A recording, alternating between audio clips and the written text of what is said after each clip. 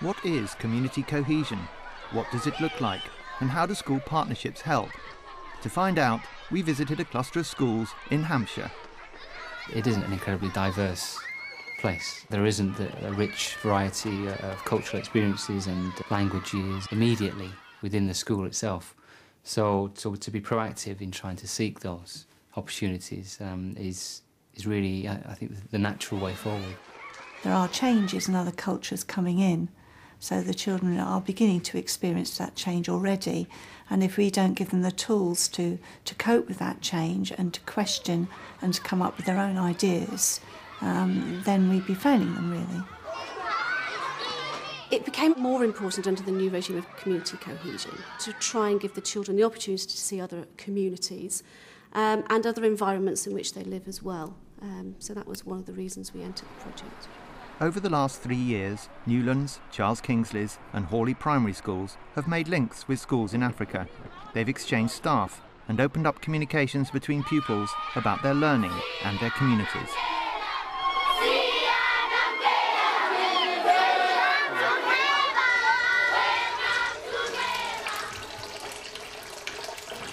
Since I've been on the visit, the two groups of children that I've had since, they've had a really different point of view because I've been able to give them information, I've shared my photographs, we've made links with the school in Kenya.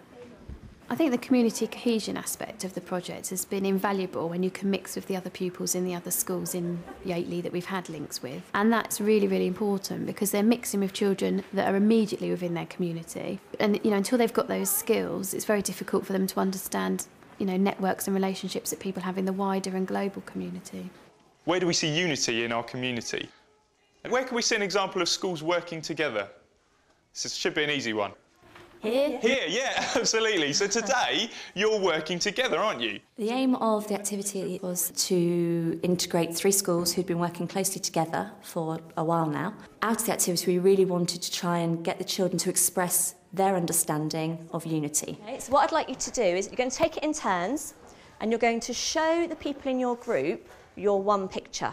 To start with the activity, the children obviously had their own photograph purposefully to help them unwind a bit and to talk to each other and get to know each other, which really worked. And it also gave them their ideas for their canvas stimulus. I chose it because it's like two worlds being like blended together and working together. And what about this background? What's going to happen? What might be there? Well, you've got nature down there as well, people, community. So thinking of representing as much as you can. And put lots of ideas down, as many as you can, and before we start using colour. I think they found it quite difficult to start with. I think they found it quite difficult to open up to each other and to be able to have that relaxed communication. Interestingly, after play, once they'd had a time to be out on the playground outside of a classroom, they came back different. They came back quite happy with each other, they were quite tight in their groups, and they were really sharing ideas, and you cut this out and you paint that, and what if we did this, and they were really communicating well with each other. Well, I think it's two people making a heart shape with their hands, as in unity. Children make the most progress when they're working together on something that they find just that bit too tricky for them. And the children here, the children with Hawley, Charles Kingsley, they've had those opportunities to be engaged in things that are maybe just a bit beyond as far as they'd naturally push themselves, and some of the results have been quite fantastic. This is like the Britain flag, and I think this bit in the middle is like the middle of the Kenyan flag, and it's got the South African one in the middle. Okay. It looks like the candles are all shapes and different sizes. So it doesn't matter if you're big or small or anything, that you can be united. Okay, is that what that was supposed to represent, this group? Brilliant, well done, you got your message across well, didn't you? I've seen lots of reflection where you've gone, oh, no, let's not put that there, let's put this here. You've really worked hard, guys, so well done. Thank you. With the international schools, it helped the children to address some of their stereotypes that they had perceived. It's very interesting reflecting 3 years on with the children what they've learned about the stereotypes. We didn't know much about them. When we first saw that video, we were kind of, what is this? And now, when we've seen it quite a few times, and we've been to Kenya and back, we actually know what sort of things they do. Everybody thought it was very poor country, very hot, loads of mosquitoes and bad things happening. And then we got to know them, and they were very happy, and they didn't... Some of them are in poverty, but some of them are having a great like us. They don't have the facilities like us, but they're people like us. They're not aliens or anything. Before, I used to kind of think about just this country and about the people who live in this country, and not what other people do in different countries. OK.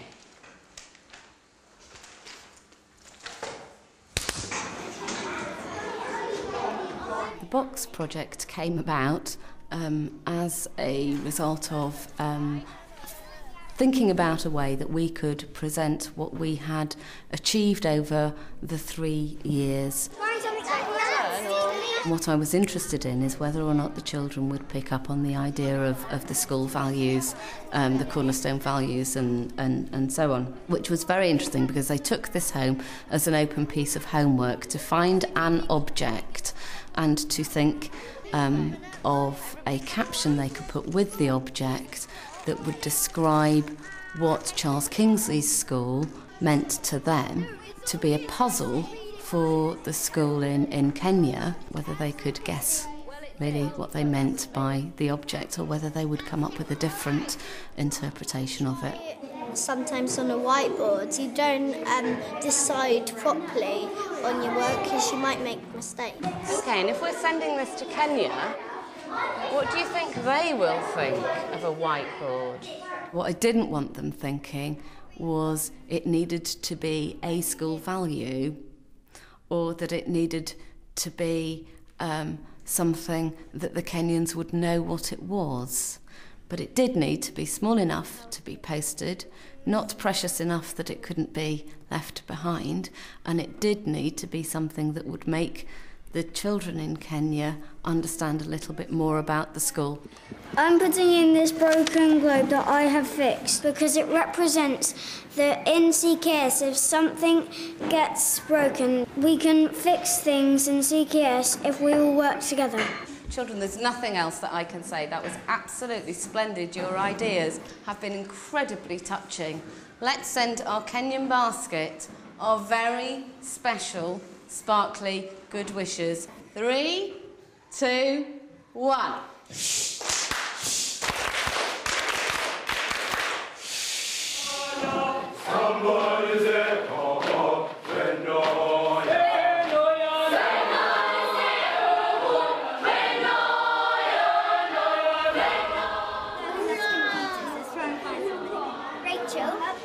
We've come from Birmingham and we set off this morning about 7:30 with 11 children, and they've come today to enjoy the experience of coming to a different school in a completely different part of the country. They're used to a Birmingham school, which is an inner city school, and it's really fascinating for them and exciting for them to come to somewhere like the Newlands to find out how they themselves share similar interests in Africa, similar interests in promoting global awareness around the world and having a dialogue together about community cohesion. I now need to find a girl who loves computers. Do you like computers? Yeah. Having links with our Birmingham school has been really, really useful as well. It's developed the children's thinking. For the first time today, we've actually met the pupils, and it was just so wonderful, you know, a real buzz around the school. The pupils have enjoyed it, the staff did, and I think that, you know, same can be said for pupils at Newlands and at the Birmingham school. It's a very diverse school. It's very different to the school we have at Newlands. A great range of ethnicity, which is just wonderful for the pupils to see. And I think the children today, when they met for the first time, they welcomed that and they saw each other as equals. There was no segregation at all. Children joined together for lunch, out on the playground, and interacted really, really, really well. Yeah, I like the doing bit best of science because it's better than actually listening to what the teacher says. Because you get to do things and you get to experience what happens. It's a hard approach, it's a hard way in. to say, can we link with you because we're diverse, or because you're diverse and perhaps we're not? It seems like there's an awkward gap to bridge, and actually the link with Birchfield was the head teacher was very passionate about the rights, respect, responsibility of the UN Convention on the Rights of the Child, and that as an ethos. So at the heart of each of our schools was something very, very similar. So there's a real exchange, and today was about the connection, the relationship side of things, to make it personal and personalised. Addressing this idea of UK cohesion. In a world of stories, there are tales to be told. In a world of stories, there are too many even for this tent to hold. In a world of stories, some are sad, but most are fun. And now, my world of stories has begun. From observing the day, the children, you know, they were on their best behaviour, but they were enjoying themselves. It wasn't an effort to them. They were impressed with their school, they were proud to show the children around and have a buddy for the day, and they enjoyed having them as part of their learning. We've had a fabulous day, haven't we, children? Yes. And they've made some really good friendships. So if you were a buddy, can you put your hand up? You have been fabulous buddies, and thank you very much for making us feel so welcome. The whole school, they're all like a community, and they're all friends. They don't have like friends, they all work together. They're friendly. They're a lot more sociable. Yeah, even though they're from different races or cultures. And their classrooms are very child-friendly. It was really good because we got to learn about each other and I got to learn about my buddy. The children have worked with some of the adults to prepare this so that they can take it to Nelson Mandela and also to the Trust as well. We're going to do regular emailing with them, and we're going to do video calls, and we're going to get in touch with them on the phone, and we're going to try and visit them again, and they can visit our school regularly if they want. Can we just say then, Newlands, one great last big thank you and a round of applause for the children and adults from Birchfield Community School.